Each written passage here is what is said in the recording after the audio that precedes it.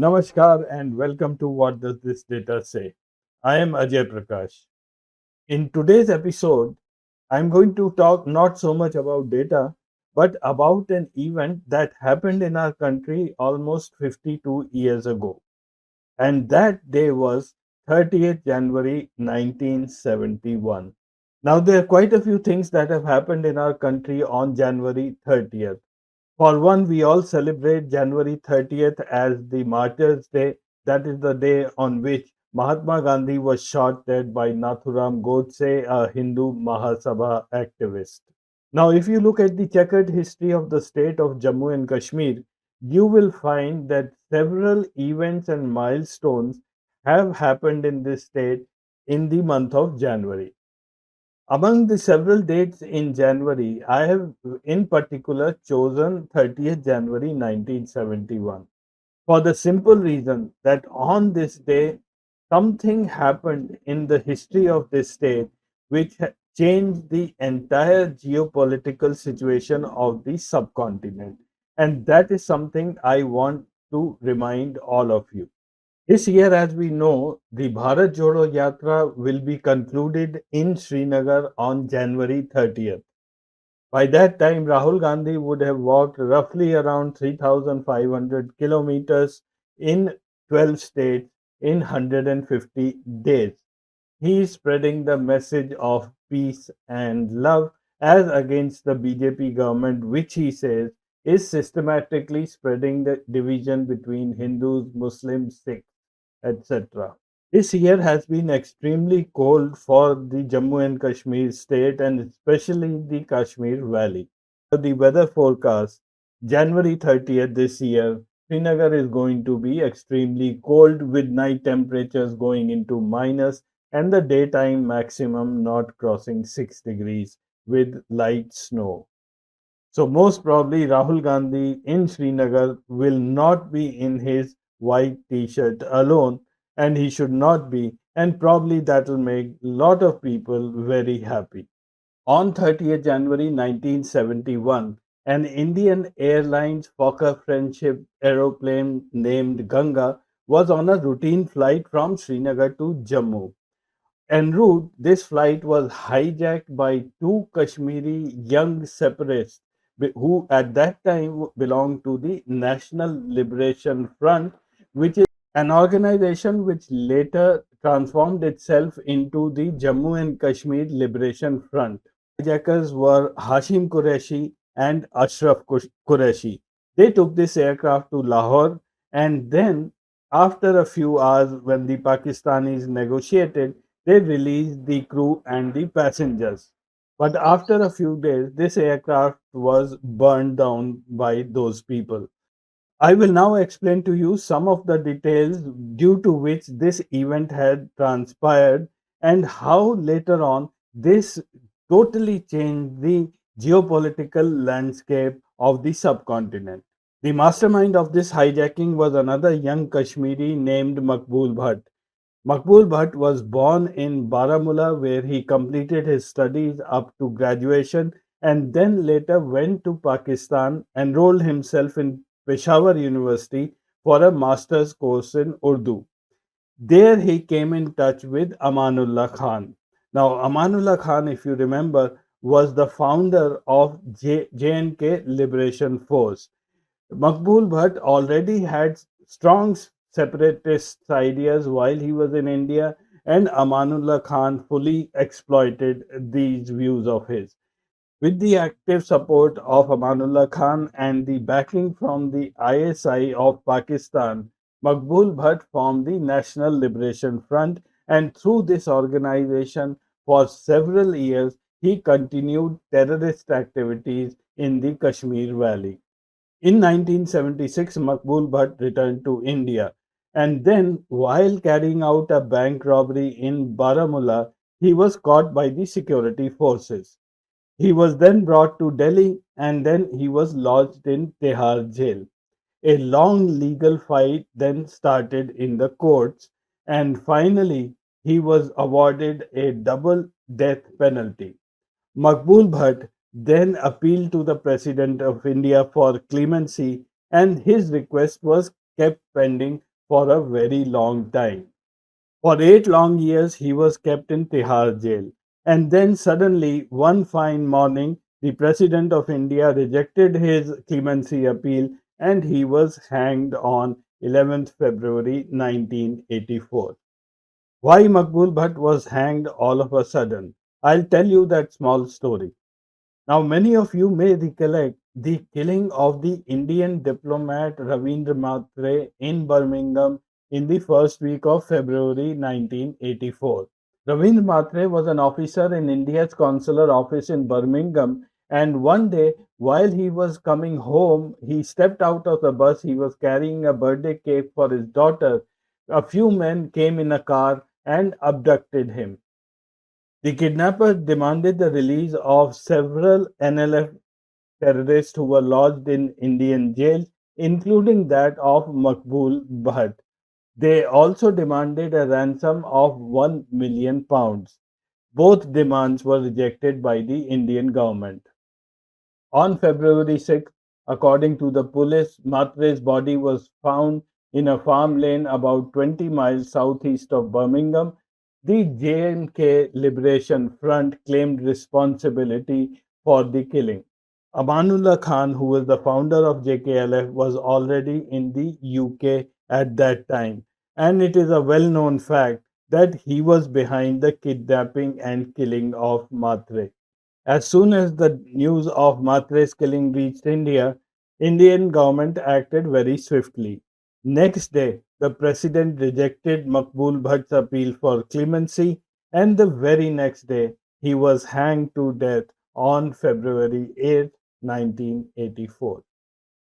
Why I gave you this background is because when I tell you about the hijackers, you will be able to relate to the other characters in this whole drama and also understand how India was struggling with these Kashmiri terrorists, not only in India and but also in countries abroad. Both the hijackers, Hashim Qureshi and Ashraf Qureshi, were Indians. Hashim Qureshi was born brought up in Srinagar, and that's where he completed his studies. Later on, he went to Pakistan for some business purposes, and that's where he got in touch with Makbul Bhatt. Hashim Qureshi always thought that armed struggle is the only way to liberate Kashmir from both India and Pakistan. And that's why it became so easy for Makbul Bhatt to work on him, who finally got him to join his own party, the National Liberation Front. And that's when the conspiracy to hijack an Indian plane was made. The whole idea behind the plan was that through this method, they would be able to highlight the cause of the Kashmiris in the global media. And also, they would be able to negotiate the release of some of their own NLF members who were in Indian jails. Makbul Bhatt arranged for the training of Hashim Qureshi through the Pak Army and the ISI. The ISI trained him on all aspects of hijacking an airplane and went to the extent of showing him an actual Fokker F-27 aircraft so that Hashim Qureshi can familiarize himself with all aspects of the aircraft. The Pakistan army then gave him a revolver or a pistol and one hand grenade so that he can use them to carry out the hijacking.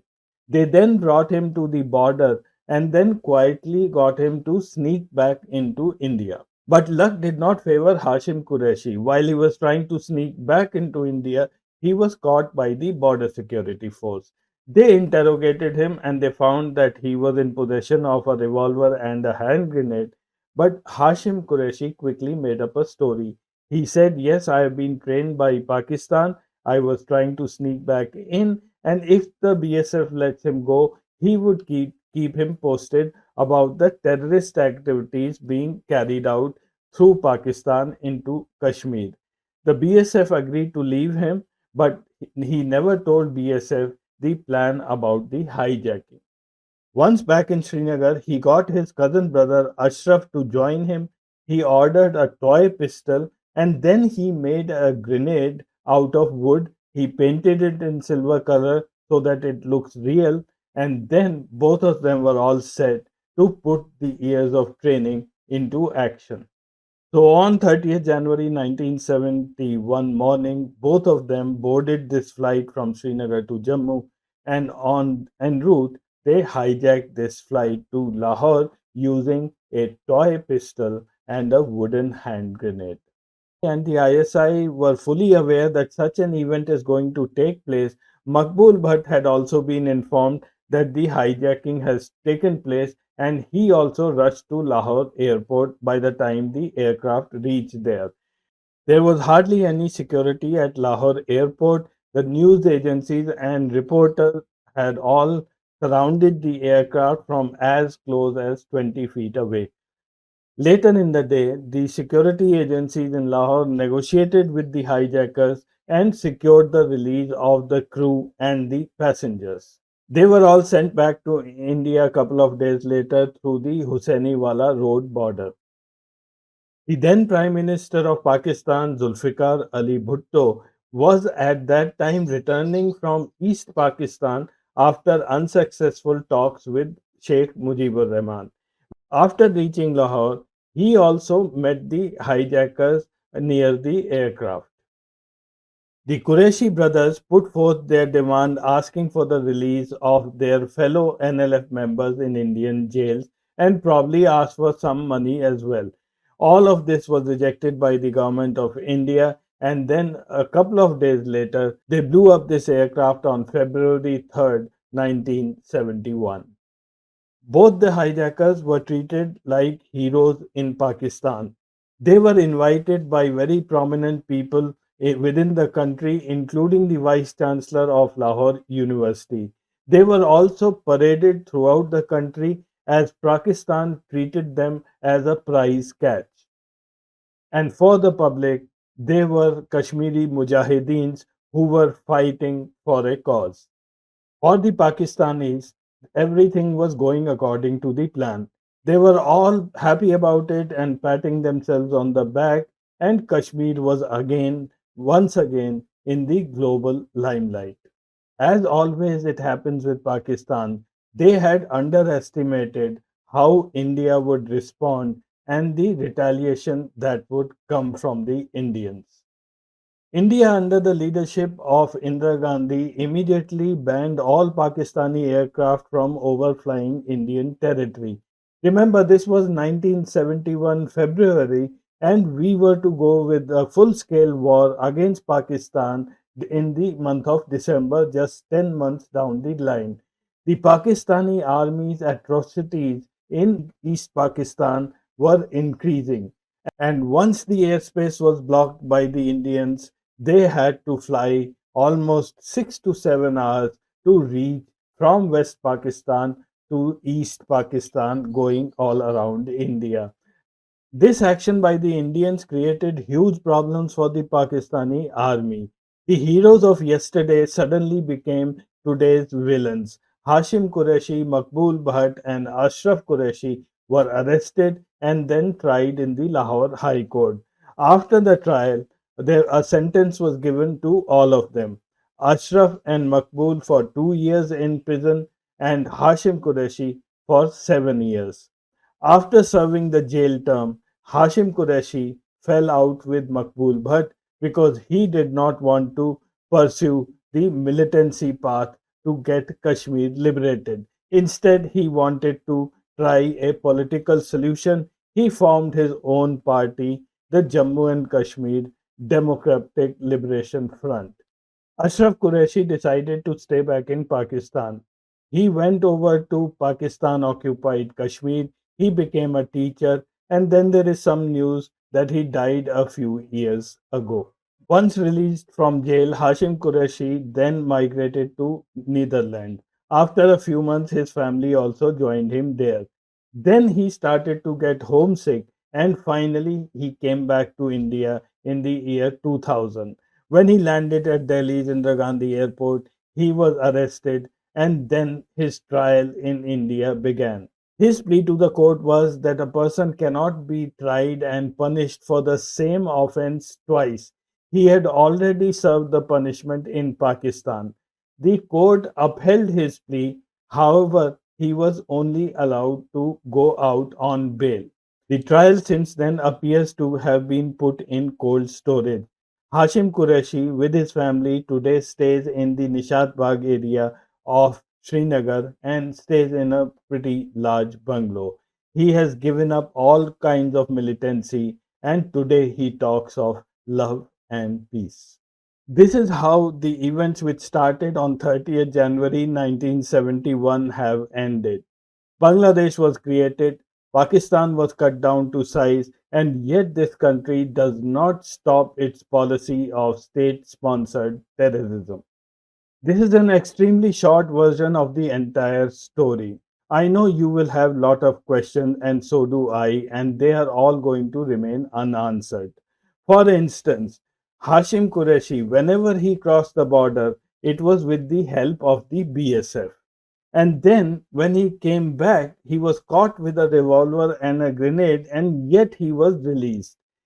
And then this Qureshi brothers duo was able to hijack an airplane with a toy pistol and a wooden grenade, and they were able to pass through all the security checkpoints at Srinagar airport, which normally is a very sensitive airport. Also, it is said that Hashim Qureshi was not in favor of blowing up the plane. It was the Pakistani security agencies which brought him a can of kerosene and forced these guys to blow up that aircraft. So, in this world of espionage, it is very difficult to find out who is an agent and who is a double agent. Thank you very much for watching this episode. I'll see you again next week with some more interesting data. Till then, namaskar and goodbye.